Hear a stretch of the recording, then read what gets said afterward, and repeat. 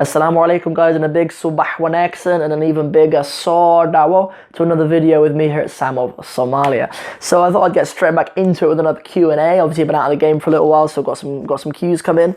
So it's been a bit of time and have a little chat with you guys and answer some of your questions.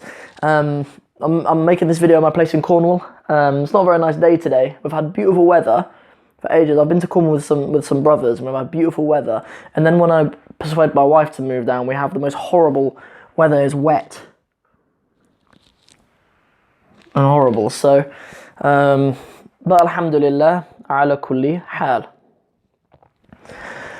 Okay, let's have a little look. Question number one is Somali an angry language? I'm guessing this is from a non-Somali who asked this question. No. Nor are Somali people angry people. Does it sound a bit like that to non-native speakers? Yeah, I guess, but some of the most poetic and and like eloquent lines of poetry have ha and a in, so it's nothing to do with Somali being an angry language, or like there's not necessarily more cussing or anything like that in Somali. Like there's certainly not, to be honest, certainly not more than English from my experience anyway. Question number two, is Somali like Arabic? I guess you haven't seen my video talking about like the similarities between Somali and Arabic. I'll leave a link to it in the description as well, inshallah. So is Somali like Arabic? Sort of yes and no. It's clear, as sort of a disclaimer at the beginning, that Somali is not Arabic, nor is Arabic Somali. They are two completely different languages, developed completely separately for the most part. And then there's just loan words, just like there are with most languages, really. I mean, in English we even have loan words from Arabic. So like we have loan words from other Latin-derived languages and from other European languages. So having loan words isn't something unique to Somali, having loan words from Arabic. But there are a lot of loan words from Arabic. I mean, if you have a basic knowledge of Arabic, it probably would help you in learning Somali, particularly in pronunciation.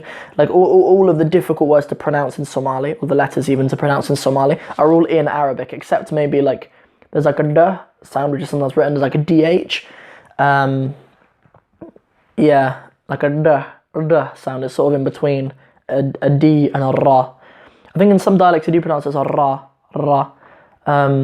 Like in imperative fariso.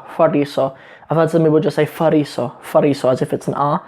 Yeah, but that sort of sound, that d sound, that doesn't exist in Arabic.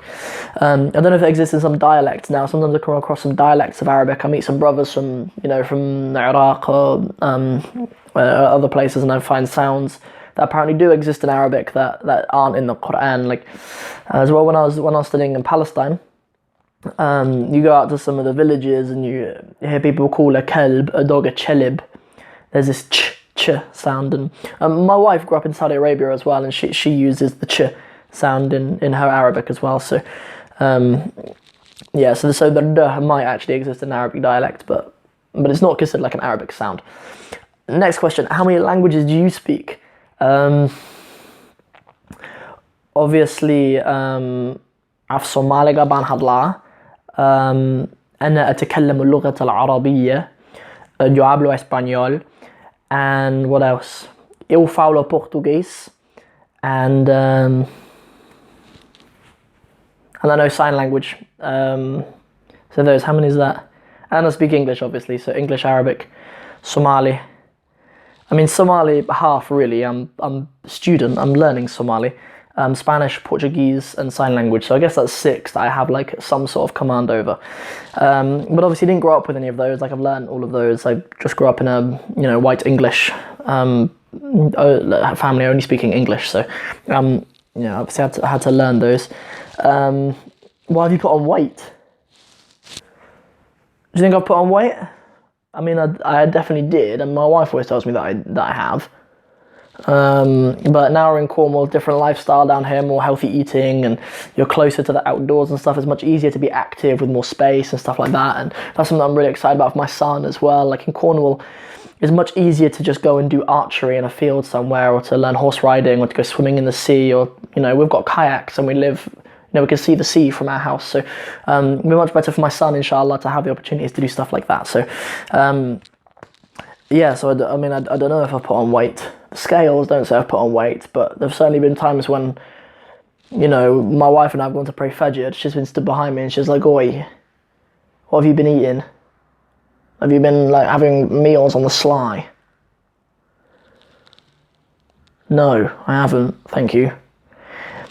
Anyway, those are the only 4 questions for now. If you have any more questions, and I'll probably do like a Q&A every 2 weeks, inshallah. I know I haven't made many videos for a little while. I know I've done that a few times. I've said, oh, stuff's coming up, and then it hasn't. And so I'm not going to make any promises now. I'm just going to make videos. I'm not going to make any promises about how regular or anything at the moment. Obviously, we've been moving around a lot. I've had other work going on and stuff as well, which I'll tell you a lot more about in a subsequent video, inshallah. Yeah, so I'm not going to make any promises about that. I'm just going to say, look, videos are coming. Keep recommending my videos, keep liking my videos, keep encouraging other people to subscribe to my videos. You guys have been awesome. I thank you guys so much for being patient with me. And you know, I hope you keep on coming back. So have a good day, inshallah. Assalamu alaikum wa rahmatullahi wa barakatuh. Nabagilyo.